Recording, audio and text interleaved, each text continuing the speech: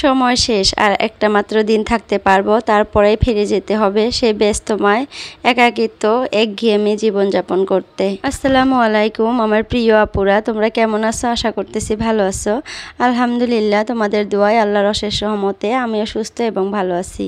Naznin blog চ্যানেলে আরও একটা নতুন ভিডিওর সাথে তোমাদের সবাইকে স্বাগত জানাইতেছি। আশা করতেছি আজকের ভিডিওটাও তোমাদের কাছে ভীষণ ভালো লাগবে। যদি ভালো লাগে প্লিজ একটা লাইক দিয়ে পুরো ভিডিওটার সাথে থেকো। এই তো সকাল সকাল তোমাদের সাথে নিয়ে ভিডিওটা শুরু করে দিলাম। আর মাত্র একটা দিন থাকতে পারবো বাবার বাসায়, তারপরে চলে যেতে হবে। প্রায় আজকে 12 দিন হয়ে গেল বাবার বাসায় আসছি। তো যেতে তো একদম ইচ্ছা করতেছে না, তারপরে তো যেতেই হবে, উপায় নাই, যেহেতু সেটাই এখন আমার বাড়ি। তো যাই হোক, দেখো সকালে ঘুম থেকে উঠেই বিছানাটা একটু পরিষ্কার করে গুছিয়ে নিলাম, নিয়ে ঘরগুলো ভালো করে পরিষ্কার করে ঝাড়ু দিয়ে নিতেছি। তো বাবার বাসায় কিন্তু আমি এই কদিন এই কাজগুলাই করলাম। তো এই কাজগুলো আর হয়তো আমার এখন আরও বেশি করে করতে হবে আর কি। স্বামীর বাসায় তো আর এই কাজগুলো করলে খালি হবে না, রান্নাবান্না আরও কত কাজ, তো সব কিছুই করতে হবে। তো ওগুলো আবার তোমাদের সাথে তো শেয়ার করবই। তো যাই হোক, এতদিন হাজব্যান্ডের বাসায় ছিলাম না, বাবার বাসায় ছিলাম। তো যাওয়ার পর যে বাড়ির কী অবস্থা দেখতে পারবো সেটাই ভাবতেছি। তো 12-13 দিন একটা জায়গায় থাকলে বাসা ছেড়ে তো বাড়ির কী অবস্থা হয় সেটা তো তোমরা নিশ্চয় জানো, সেটা তো আর বলতে হবে না। তো গিয়ে আবার এগুলো সাফ করতে হবে। আসলে বাবার বাসায় কয়দিন আরাম করে যাওয়ার পর এগুলা কিন্তু আর করতে ইচ্ছা করে না, কিন্তু তারপরেও করতে হয়, আবার নতুন করে সংসারটাকে গুছিয়ে নিতে হয়, তাই না? তো ভাবছিলাম 15-16 দিন থাকবো। তো তার আগেই যেতে হইতেছে, কারণ একটা কাজ আছে বাড়িতে যায়া। ছেলের বহুতগুলো অ্যাসেসমেন্ট দিয়ে দিছে, তো সেগুলো এখানে করতে পারলাম না, অনেক কিছুর প্রয়োজন। তো সেগুলো বাড়িতে আছে আমার, তো আনি নাই আমি, তো এগুলার জন্য এখনই যাইতে হবে। আর আরও কোনো কারণ আছে, তো যার জন্যই সেগুলো আর বললাম না তোমাদেরকে। তো যাই হোক, দেখো কথা বলতে বলতে ঘরগুলো ভালো করে ঝাড়ু দিয়ে নিলাম, সুন্দর করে ঝাড়ু দিয়ে নিলাম। এখন উঠানটাও ঝাড়ু দিয়ে নেব। আর কতগুলো কাপড় আমি ভিজিয়ে রাখছি। আজকে মাকে বললাম যে তুমি ওই কাপড়গুলো ধুইও না। সকালে উঠে মা কিছুটা ধুয়ে দিছে, ওই যে দেখো শুকিয়ে দিছে। আরও কিছুটা বের হইলো, আমি ঘুম থেকে উঠার পর মেয়ের কয়টা কাপড় বের হইলো, আমারও বের হলো। তো ওগুলো এখন ভাবতেছি ধুয়ে দেই। তো আগে ভাবলাম যে উঠানটা ভালো করে ঝাড়ু মেরে নেই, একটু নোংরা হয়ে আছে। তো আমি ঘুম থেকে উঠে কিন্তু সকালে ব্রেকফাস্টটা করে নিছি, সকালের খাবার দাবার খেয়ে নিছি।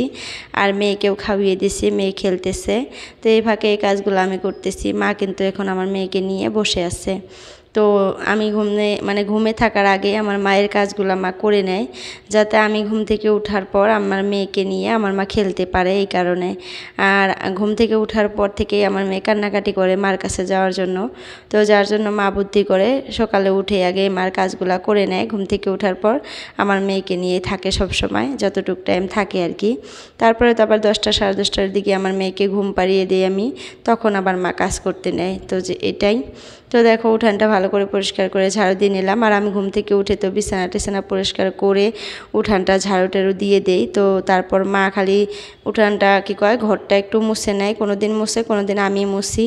আরও মায়ের তো অনেক কাজ থাকে, রান্নাবান্নার কাজ, আরও বাসনপাতি, এগুলো তো আমি ধুই না, এগুলো তো করি না রান্নাবান্নাগুলা। তো এগুলা মা করে, আরও অনেক কাজ থাকে। যেহেতু সকালে একবার রান্নাবান্না করে, এগুলো খাওয়ার পর আবার দুপুরে আবার রান্নাবান্না করে মা। তো 3 বেলা রান্নাবান্না করে, যে তার জন্য মার একটু কাজ বেশি হয়ে যায়। তো দেখা যাক, দেখো এই যে উঠানটাও চকচকা করে ঝাড়ু দিয়ে নিলাম। আর হয়তো কালকা নইলে পরশুদিন আমার হাজবেন্ড চলে আসবে আমাকে নেওয়ার জন্য। তো অনেকটাই খারাপ লাগতেছে, অনেক দিন থাকলাম, বেশি দিন থাকলে তারপরে আর যেতে ইচ্ছা করে না। আর কেমন জানি হাজবেন্ডের বাসার মায়া মহব্বত তো একটু কমে যায় এরকম। তো জানি না সবার ক্ষেত্রে এরকম হয় নাকি, অনেক দিন দূরে থাকি যে বাসাটা ছেড়ে, তো যার জন্য। তো 2-1 দিন থাকলে কিন্তু এসে ওরকমই থাকে, মনে হয় তাড়াতাড়ি চলে যায় এরকম লাগে। কিন্তু যখন দেখা যায় অনেক দিন হয়ে যায়, তখন আর ভালো লাগে না, যেতে একদম ইচ্ছা করে না। কী আর করব, তারপরেও যেতেই হবে। তো যাই হোক, আমাকে 2-3টা আপু অনেক সুন্দর সুন্দর কমেন্ট করছে, কমেন্টগুলো পড়তে চাই, আমি পড়তেই পারতেছি না। তো যাই হোক, এই দেখো কাপড়গুলো সুন্দর করে ধুয়ে দিতেছি। আর অল্প কয়েকটা কাপড় আমার আর আমার ছেলের আর মেয়ের। কালকে এক জায়গায় গেছিলাম, মাসির বাড়িতে গেছিলাম, তো সেখান থেকে আসার পর কয়েকটা কাপড় হয়েছে, সেই কাপড়গুলাই আর কি ধুয়ে দিতেছি এখন। তো চলো কাপড়গুলো ধুইতে ধুইতে আপুদের কমেন্টগুলো পড়ে নেই। তো আসাম ভিলেজ ব্লগ থেকে আপু বলছে, আপু আপনারা কয়জন বোন?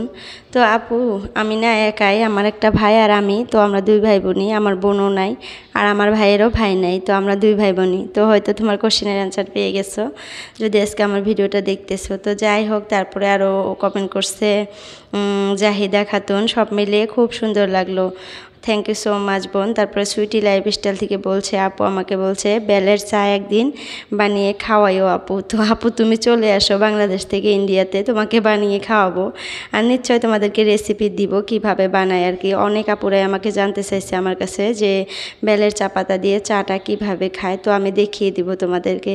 তো হামেদা ব্লগ বলছে কেমন আছেন আপু, পুরো ভিডিওটা দেখে নিলাম। তো আপু আমি অনেক ভালো আছি, থ্যাংক ইউ সো মাচ আমার ভিডিও দেখার জন্য আর আমার পাশে থাকার জন্য। তারপরে হোম মেকার সাবিনা ব্লগস বলছে সব মিলিয়ে অসাধারণ একটি ভিডিও, খুব ভালো লাগলো ভিডিওটা দেখে, যদি লাইক দিয়ে পুরো ভিডিওটা দেখে নিলাম। থ্যাংক ইউ সো মাচ আপু, তোমাকে অনেক ধন্যবাদ, তুমি সবসময় আমার ভিডিও দেখো, এইভাবে আমাকে সবসময় তোমরা সবাই সাপোর্ট করো। তো কয়েকদিন থেকে আমার ভিডিওতে ভালো করে ভিউজ আসতেছে না, তারপরেও আমি কোনো টেনশন করি না, কারণ হয়তো একদিন আসবে। এই ধৈর্য ধরেই কিন্তু আমরা কাজ করতেছি, তাই না? সবার ভিডিওতেই কিন্তু এরকমই। তো যারা দেখা যায় যে 10,000 12,000 সাবস্ক্রাইবার, তাদের ভিডিওতে দেখি আমি 1,000 2,000 ভিউজ আসে। তো আমাদের এখানে তো দেখা যেতেছে 1-1,500 সাবস্ক্রাইবার, তো এখানে আর কত ভিউজ আসবে? ওই 600-700-800 এরকমই ভিউজ আসবে। যখন সাবস্ক্রাইবারটা বেড়ে যাবে তখন হয়তো ভিউজ আসবে। এটা একটা মনের ভিতরে একটা আশা নিয়ে নিছি যে একদিন হয়তো ভিউজ আসবেই, তাই না? তো দেখা যাক কত দিনে আসে আর কি। তো সবাই তো এই ধৈর্য ধরে এই প্ল্যাটফর্মে কাজ করতেছে, তো আমি একটু ধৈর্য ধরে নেই। তো যখন দেখা যায় যে ভিউজ আসে তখন কিন্তু অনেকটাই ভালো লাগে, কারণ অনেক পরিশ্রম করে আমরা ভিডিও মানে এডিট করি, মেক করি, তারপরে ভিডিওটা আপলোড করি, তাই না? তো তোমরা তো জানোই আপুরা, এটা নতুন করে তোমাদেরকে বলতে হবে না। আর যখন দেখা যায় যে ভিউজ আসে না তখন কিন্তু অনেকটাই খারাপ লাগে, মনটা খারাপ হয়ে যায় যে এত কষ্ট করার পর কেন ভিউজ আসতেছে না, কেন আর কি হইতেছে না। তো যাই হোক, মানে ধৈর্য ধরছি যেহেতু, আর একটু ধৈর্য ধরি তাই কি হবে, তাই না? তো একটু লাইক করবা তোমরা, ভিডিও দেখে যদি ভালো লাগে কোনো অংশে তাহলে প্লিজ একটা লাইক করবা। আর এই পর্যন্ত যদি কোনো আপু আমার ভিডিওতে নতুন আসো তো প্লিজ আমার চ্যানেলটা সাবস্ক্রাইব করে আমার মিষ্টি একটা সদস্য হয়ে আমার চ্যানেলে থেকে যেও, আমার সাথে বন্ধু হয়ে থেকে যেও। তো যাই হোক, দেখো এদিকে কথা বলতে বলতে এখন কিন্তু বিকাল হয়ে গেছে। আমি ওই 12টা পর্যন্ত ভিডিও মানে করছিলাম, তারপরে আর করি নাই। তো এখন বিকালে ঘুম থেকে উঠি দেখি কাপড়গুলো শুকিয়ে গেছে, তো কাপড়গুলো তুলে নিয়ে আসলাম।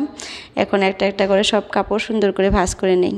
তো এত পরিমাণে গরম দিছে কি বলবো আপুরা, গরমে আর ভালোই লাগে না, মানে তারপরও তো কাজ করতেই হবে। মানে এই যে ভিডিও এডিট করতে বসে আমি একদম ঘেমে একাকার হয়ে গেছি, প্রত্যেক দিন বলি আর কি, না বললে আর কি হয়ই না, এত পরিমাণে গরম কি বলবো। মানে একটা রুমের মধ্যে দরজা লাগিয়ে এভাবে ভিডিওতে ভয়েস ওভার করতে যায় যে কি নাজেহাল একটা অবস্থা, কি বলবো। তার উপরে যদি দেখা যায় যে ভিডিওতে ভিউজ নেয় তখন তো রাগ উঠবেই, তাই না? তো সবার ক্ষেত্রে এরকম হয় হয়তো। তো অনেক আপুদের দেখি যে 1-1,500 সাবস্ক্রাইবার, তারপরে অনেকটা মানে ভিউজ আসে। তো জানি না তাদের ভিডিওতে কেন এত ভিউজ আসে। তো আমি তো অনেকটাই কষ্ট করতেছি, তারপরেও কেন জানি ভিউজটা কমে যাইতেছে দিন দিন। তো কি ভুল হইতেছে মানে বুঝতেছি না। আপুরা তোমরা যদি কোনো মানে কমতি পেয়ে আসো আমার ভিডিওতে প্লিজ আমাকে জানাইও, আমি সেটা ঠিক করার চেষ্টা করব। তো যাই হোক, দেখো কথা বলতে বলতে কাপড়গুলো সব ভাঁজ করে নিলাম। আর এখানে দেখো আমার মেয়ের ছোট ছোট কাপড়গুলো আমি এইভাবে রেখে দেই, কারণ যখনই লাগে তখনই এখান থেকে নিয়ে নিই। বাড়িতে তো আমি এই যে ছোটো মেয়েটার কাপড়গুলো আমি একটা ইয়াতে রেখে দিই, তোমরা তো দেখোই ঝুড়ির মতো, তো সেটা তো আর আনি নাই। তো এখানে রেখে দিলে ভালো হয়, খাটের স্ট্যান্ডে, এখান থেকে কিন্তু নেওয়া সুবিধা হয় আর কি। তো দেখো সন্ধ্যাবেলা আমার ভাই নিয়ে আসছে, পাপড়ি চাট নিয়ে আসছে। তো ওই যে 3 জনে মিলে খাইতেছি, কামড়া কামড়ি লাগিয়ে দিছি। তো পাপড়ি চাট আমরা সবাই পছন্দ করি। তো ওকে বলতেছি যে আগের থেকে বললে আমি আর একটু বেশি করে আনতে বলতাম, তো বলে যে অল্প করে খাওয়াই ভালো। আসলে অল্প জিনিসে কিন্তু টেস্টটা বেশি লাগে, এটা কিন্তু সত্য কথা। কোনো দিনে অল্প একটা জিনিস বানিয়ে দেখেন কতটা ভালো লাগে, আর বেশি করে বানিয়ে দেখেন ওটার থেকে কিন্তু অল্প জিনিস বানালে বেশি টেস্ট লাগে আসলেই। তো যাই হোক, আজকে পাপড়ি চাট খেতে খেতে ভিডিওটা শেষ করে ফেলি। তো আজকের জন্য এতটুকুই রাখলাম ভিডিওটা। সবাই সুস্থ থেকো, ভালো থেকো, আমাদের জন্য দোয়া করো। তো বাই বাই, আল্লাহ হাফিজ।